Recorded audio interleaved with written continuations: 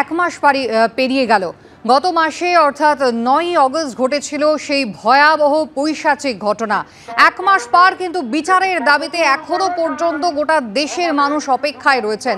দফায় দফায় রাত দখল হয়েছে, দফায় দফায় রাস্তায় বেরিয়েছেন রাজ্যের মানুষ। একেবারে অরাজনৈতিক চেহারা, ক্রমাগত ভিড় বেড়েছে, কিন্তু বিচার কোথায়? আজ সুপ্রিম কোর্টে বেলা ১১টায় রয়েছে শুনানি, আর তারই দিকে তাকিয়ে রয়েছেন সকলে। আজ সিবিআই কি জমা দেবে, কি তাদের তদন্ত কতটা এগিয়েছে তা যেমন জানা যাবে, পাশাপাশি ১৪ই অগস্ট রাতে যে ভাঙচুরের ঘটনা ঘটেছে তাতেই বা কি রিপোর্ট দেয় রাজ্য সরকার, এই সবটাই জানা যাবে বেলা ১১টার পর। কিন্তু রাত দখল গড়িয়ে এসেছে ভোরবেলা। রাতের অন্ধকার কেটে যেন ভোর আসে, যেন সমাধান আসে, তারই অপেক্ষায় উত্তরবঙ্গের মানুষ।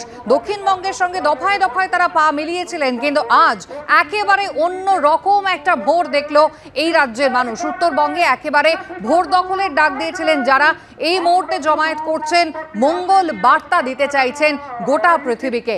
রাজা চট্টোপাধ্যায় রয়েছেন আমাদের সঙ্গে সরাসরি। রাজা,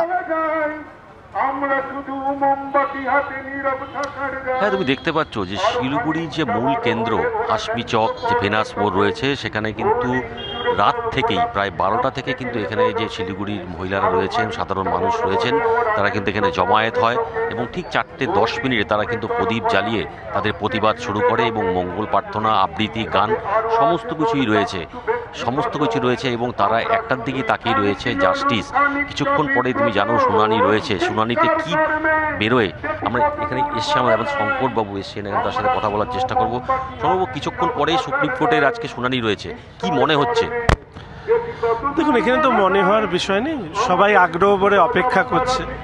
এক, অপরাধীর পরিচয় সামনে আসুক, অপরাধীদের পরিচয় সামনে আসুক এবং অপরাধকে যারা আড়াল করেছে তাদের একেবারে স্পেসিফিক নাম আসুক। আমরা আশা রাখি যে সুপ্রিম কোর্ট অন্তত এই ব্যাপারে আলো ফেলবে। এই ভোরের আলো ফুটছে ৪:১০। আমরা যেটা জেনেছি, যে সময় আমরা সবাই ঘুমিয়েছিলাম, সেই সময় আরজি করের মেয়েটির প্রতি নৃশংস অত্যাচার এবং হত্যা করা হয়েছিল। আর এই ভোরের আলো ফুটছে, আশা করি সুপ্রিম কোর্টের রায় সেই আলোর প্রতিফলন দেখব, আর অন্ধকার দেখতে চাই না। গত ৩০ দিন ধরে রাজ্যের মানুষ, দেশের মানুষ, বিশ্বের মানুষ জেগেছে এই আলো দেখার জন্য। আশা রাখি সুপ্রিম কোর্টের রায় সেই দিকে দিশা নির্দেশ। প্রচুর অভিযুক্ত থাকতে পারে এখনো, যাদেরকে আড়াল করার চেষ্টা করছে। দেখুন, অভিযুক্ত আড়াল করার যারা চেষ্টা করছেন, যে নামগুলো সামনে এসছে, আমি কথা বলেছি যে পুলিশ আমার জীবদ্দশায় এইভাবে নিজের ঊর্ধ্বের প্রতি অপমানিত হতে হয়নি। পুলিশ নিজে বলছে যে আমাদের মুখ দেখাতে লজ্জা হচ্ছে। আমার বন্ধুরাও পুলিশ আছে, আমি এর আগেও বলেছি, নজরুল ইসলাম, আমাদের এখানে জয়রামন সাহেব, দয়মন্তী সেনের মতন পুলিশদেরকে আমরা শ্রদ্ধা করি। সেই পুলিশ আজকে নিজের গায়ের উর্দিকে অসম্মানের প্রতীক ভাবছে। তারা চাইছে যারা অপরাধী পুলিশ অফিসার, তারা they should step down from their chair. সরকার যদি না চায় তাহলে পুলিশের অভ্যন্তর থেকে এই আওয়াজ ওঠা দরকার। এবং তার পাশাপাশি আমি আশা রাখি স্বাস্থ্য দপ্তরের বেশ কিছু ঘুঘুর বাসা, যারা স্বাস্থ্য পরিষেবার উন্নতি করেননি কিন্তু আর্থিক থেকে ক্ষমতার অপব্যবহার করেছে। আমি বলেছি, উত্তরবঙ্গ মেডিকেল কলেজ ২.৫-৩ কোটি মানুষ, একটা নিউরোসার্জন নেই। উত্তরবঙ্গ লবির কথা বলা হয়, সেই লবির মাথা নাকি জলপাইগুড়িতে থাকে।